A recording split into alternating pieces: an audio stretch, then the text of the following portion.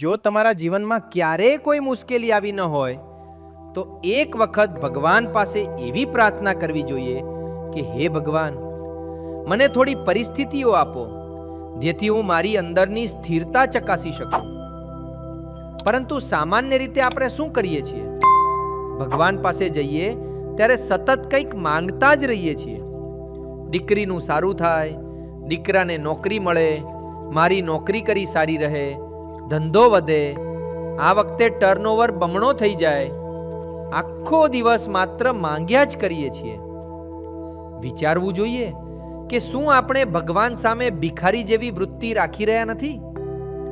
ભગવાન તો જાણે જોઈ રહ્યા હોય છે કે બધા જ લોકો કંઈક ને કંઈક માગવામાં વ્યસ્ત છે, પરંતુ તેમની પાસે તો જીવનના સાચા ખજાના તૈયાર છે.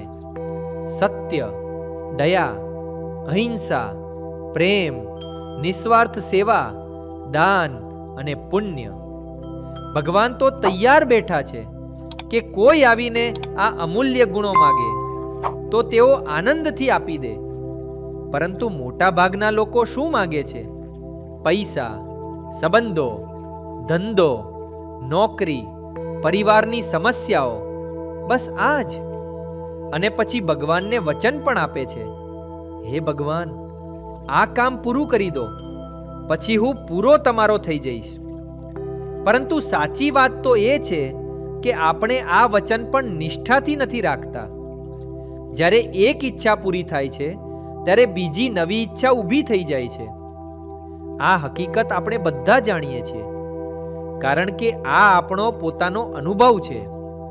પરંતુ આપણે સમજણ કેળવવી કે ભગવાન પાસે સત્ય, દયા, અહિંસા, પ્રેમ, નિસ્વાર્થ સેવા, દાન અને પુણ્ય જેવા ગુણોની માગણી કરવી.